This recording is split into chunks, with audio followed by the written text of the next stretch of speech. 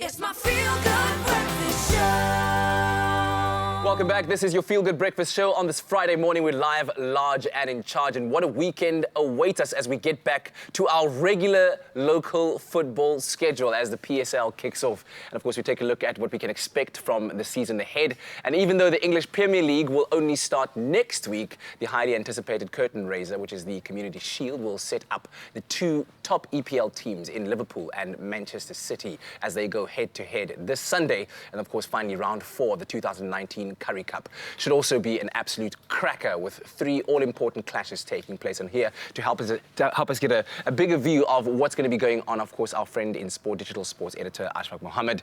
I don't know about you, Ash, but like all of these promos that have been flighted on TV have just been making me salivate at the prospect of what will be another exciting season. But let's kick it off with round 4 of the Currie Cup season, where the Cheetahs have been one of the top performing sides.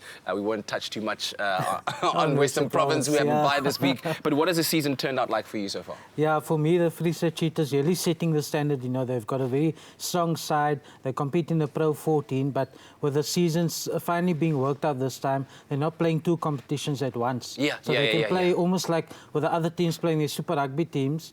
They can play their Pro 14 team. So they're just way ahead compared to the other provinces who obviously lost their Springboks and lost guys to overseas, Japan deals and European deals.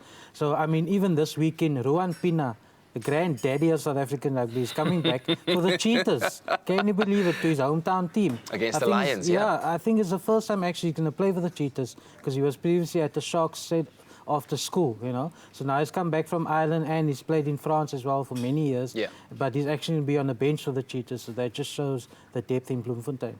A lot of rugby being played, especially with this being a World Cup year. There's Super Rugby, there's Currie Cup Rugby, local competition. Do you think it's weighing a bit too much on the players, or have we found a way of managing it so that we get the best out of each player and still afford the new guys the opportunity to be blooded into these competitions? I think with the Currie Cup being a single round competition this time, so it's not too hectic, you know. Also a chance for anybody else who may want to put up their hand right at the end for World Cup selection for the Springboks. Perhaps if there's injuries or so, you know, there's quite a big group in New Zealand at the moment preparing for the Argentina test. They didn't come back home from the Wellington draw.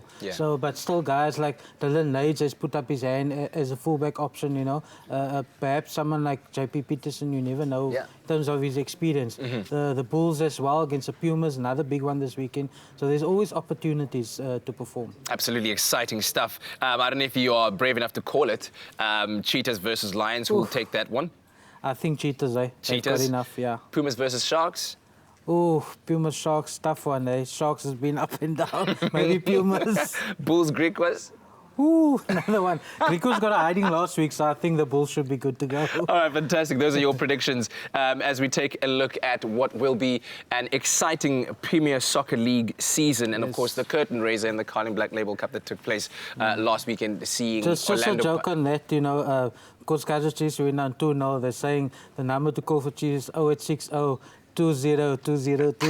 Oh, wow. They do not hold back. They don't hold back. I think it's got something to do with the kit. The designers of the kit really let us down there. But anyway, as we look forward to the season ahead, what are you expecting? Obviously, a big one in terms of the level of play that we've come to know and understand from Sundowns and how they've been consistent over the years with that. And I'm sure Peter Musimane and his charges will be looking to keep that up. Yeah, he's already talking about calling it the La Decima campaign kind of thing. You know, they won their 10th PSL title. They won their 9th last season, 2 in a row. They're going for the 3rd in a row. But Pitzel always wise, you know, he says already this week, you mustn't expect too much in the beginning because guys coming from AFCON, he's got injuries, you know. But despite that, we all know he's got like 2-3 squads that other teams wish they could have, you know, those kind of players. So he should have enough depth. But the Tshwane Derby, always a tough one against SuperSport United. Absolutely. So that's going to be an interesting one. Yep, Orlando Pirates taking on Bloemfontein Celtic over there in Highlands Park, home to Kaiser Chiefs. Oh, big one. Highlands Park are tough to beat at Makalong Stadium, I can tell you that. Absolutely. Those fixtures were on your screen a second ago. We'll bring you the results come Monday morning. But of course, the curtain raiser of the Premier League in the FA Community Shield, usually contested between the winners of the FA Cup and the league, Manchester City won both. So it was like, so who's next? Of course, enter the Champions League champions in Liverpool.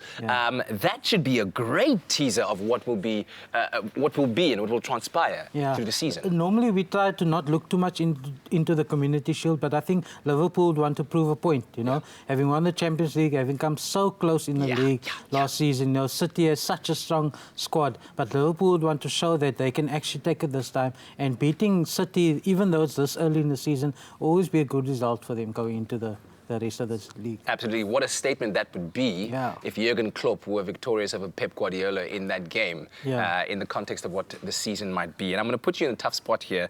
You know the head-to-head stats and what it's been like. Who would you say is likeliest to take it, and what would the final score be?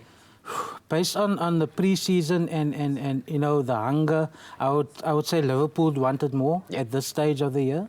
You know, City, they've done it. They had it, the double.